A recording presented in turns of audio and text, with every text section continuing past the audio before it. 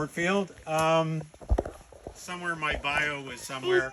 I'm a professor at Seneca College, teach astronomy, teach natural science.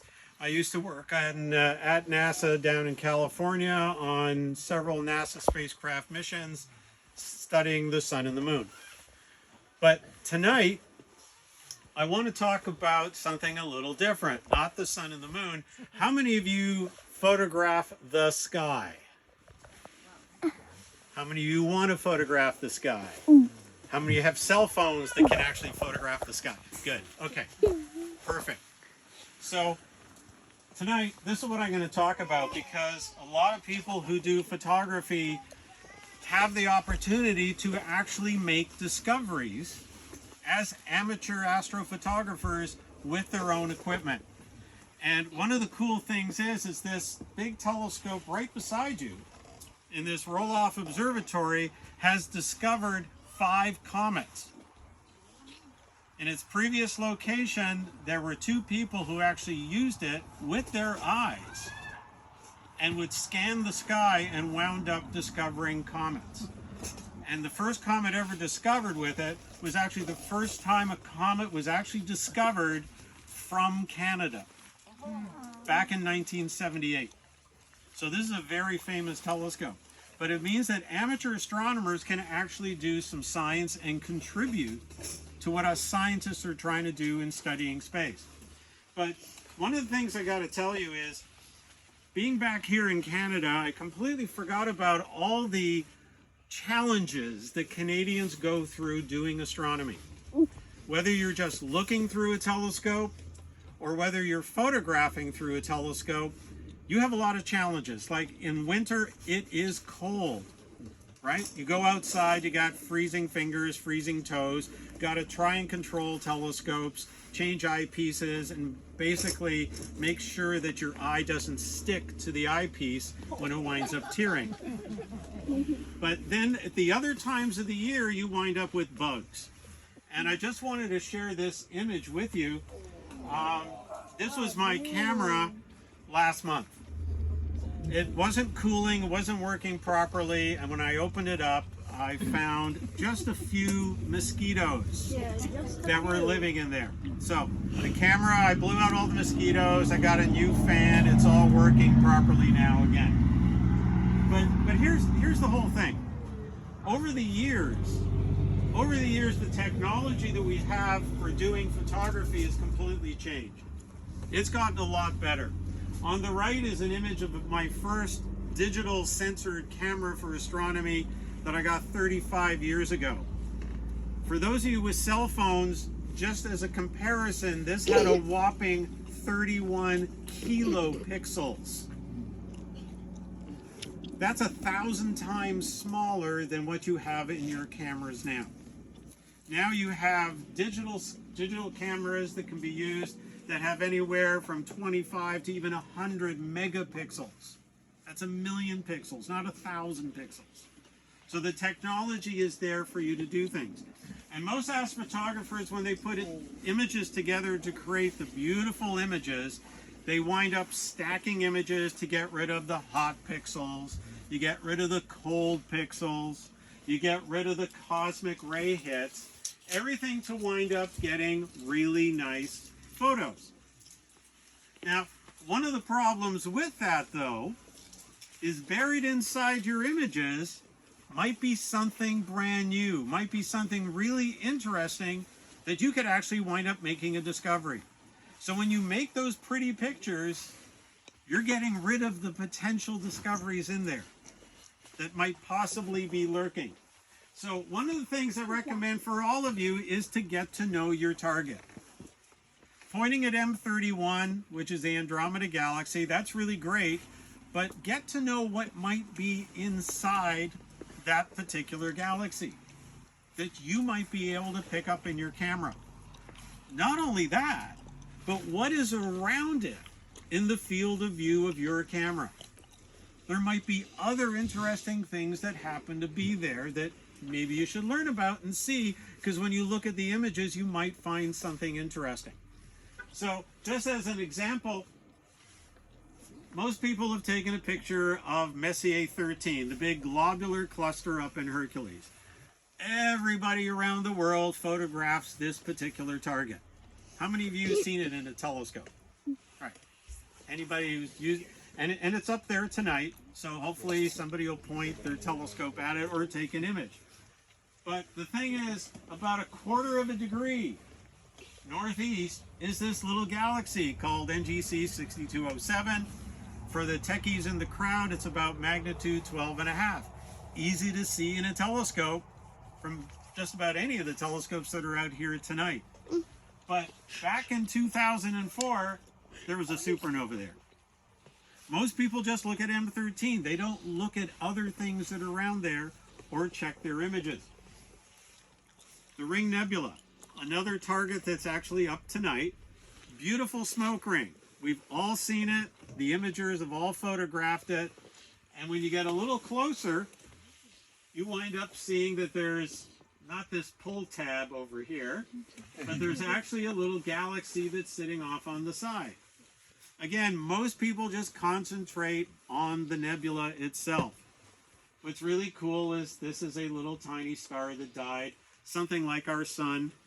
This might wind up being what's left after our sun dies in about 4.5 billion years. We don't know yet. But this galaxy up here, sure enough, in 2013, there was a supernova there. And of course, this was discovered by survey telescopes, but any amateur who was photographing it that night could have picked this up. So here's an interesting story. Back in 2006, a person named Bill Gardner, who was living in London, Ontario at the time, took a picture of this particular galaxy, NGC 3953. Okay, just an interesting galaxy. He did not bother to study the galaxy. I know Bill, so I've given him a lot of grief of this over the years, so it's okay. And he took a look at this after the fact. 12 hours later, a group in Japan had noticed this particular star because it was a brand new supernova. He would have had the discovery had he bothered to look at his image and known his image and what would be there.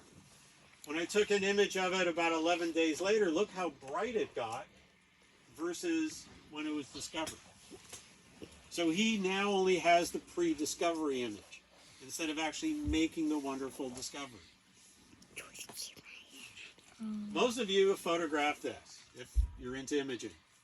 M51, the Whirlpool Galaxy. Well, back in 2011, I spent 2 nights photographing this galaxy on, was it May 22nd and May 27th. I'd collected enough data. Great. Move on to some other target. Well, sure enough, on May 31st, 4 days later, that appeared. Brand new supernova in that galaxy. Almost got there. I was 4 days late. But the fact is, this is another galaxy that many people photograph. Why wasn't it an amateur who wound up discovering it?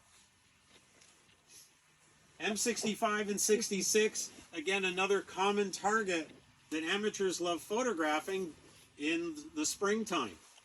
This is 2 galaxies, part of the Leo triplet of galaxies. And M65 on the right, sure enough, in 2013, had a supernova. Why is it always in 2013? There's a few. I'll show you some that are 2013. 2013 was a really good year for supernovas. In M66, 2009 had a supernova, and again in 2016. So here's a two galaxies that are commonly photographed.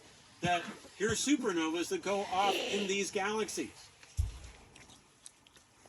M61 had a supernova 2008, see, not 2013, 2008, and again in 2014.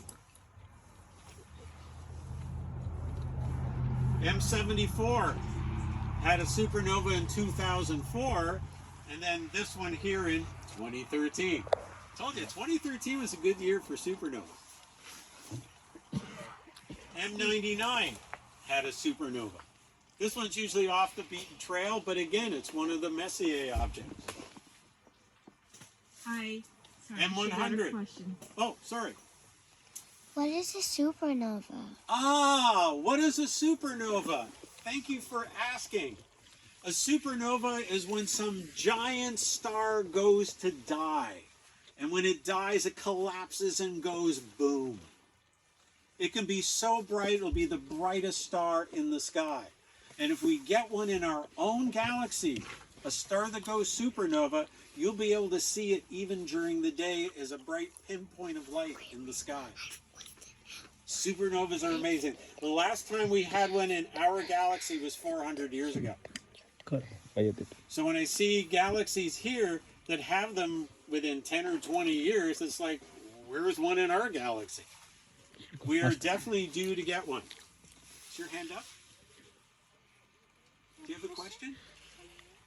I have a question. What does that mean? What is? What does that mean? Which? The galaxy you're asking, right? What is, She's asking like, what is the galaxy meaning? So it's like, what is a galaxy? See, Ah, we live in a galaxy. Our galaxy has between 300 and 400 billion stars. Lots and lots and lots of stars. Our sun is just one of those stars. So think of a big neighborhood full of billions and billions of stars. A lot of stars. thank you. Okay. M100 had a supernova in 2006. M101 had a supernova back in 2011. What was kind of cool about this one is even a year later, I could photograph M101 and still pick out the supernova. It was a lot fainter, but it was still there in the data. M82, everybody likes that galaxy. M82, 2004 had a supernova, and in 2014 had a supernova. And one of my favorite galaxies for supernovas is NGC 6946, which again is up there tonight. The reason I say it's one of my favorites, this was a supernova in 2004, and then it had another one in 2017. But on the left side there, look at all the supernovas that have been in that galaxy. This is the second most famous galaxy for having supernovas. Here it's found 10. The only one that's better than this one is a galaxy called ARP 299, which actually is two interacting, colliding galaxies. Last year alone, it had 2 supernovas. It's had like 12 or 14 supernovas in that one. So lots going on all the time up there. Another interesting galaxy, NGC 7331, had one in 2013. And right now, there's a supernova in it. So NGC 7331 is in the constellation of Pegasus, which is up in the sky tonight. So anybody that's imaging tonight, try and check out 7331 and see if you can pick up the supernova. It's about magnitude 13.5. Yes, sir. The two galaxies that you talked about that collided. When did they collide? They're colliding right now. Like, are they still colliding? Yeah. Or did they already? They are still colliding. They are millions of light years away, so they're still moving. But we only get to see the light after a couple million years for that light to reach us. So that's still happening. Excuse me. So what is that NGC meaning? Like it's a standard name term? Oh, thank you for asking that. Okay. My assumption is everybody knows all No, these someone- wonderful I don't know. code numbers and things. Thanks so much for asking. When I say the M, that stands for the Messier, which is the Messier catalog of certain celestial objects. NGC stands for New General Catalog, Okay. which is another catalog of objects. What they've done is there's a whole bunch of different catalogs where stars, galaxies, planetary nebulas, other objects that are up there have different catalog numbers. So this is standard. Is designed by like the scientist, or is Yeah. like okay. So astronomers got together and somebody put out a catalog called the Okay. NGC catalog, which has over 7,000 objects in it. Okay. So the thing is, when we want to look at it, we just pull this up, and the people that have computerized telescopes just type in NGC 7331, and their telescope will go to that object. Thank you. Oh, no problem. It's a great question. Anyways, this one's up there right now. Okay. So the supernova went off the middle of July and wound up brightening, and now it's at this magnitude 13.5 and easy enough to detect photographically. With the two big telescopes that are here, it might even be interesting to see if they can see it visually. Don't know. But here's the thing. If you're going to do this photographically, then you've got to understand how faint you can go with your equipment. It doesn't make a difference what type of equipment you have, what camera, what size telescope, but you need to figure out how faint you can go. And one of the things you do is take an exposure. So I've set it up where I know how faint I can go with a 1 minute exposure.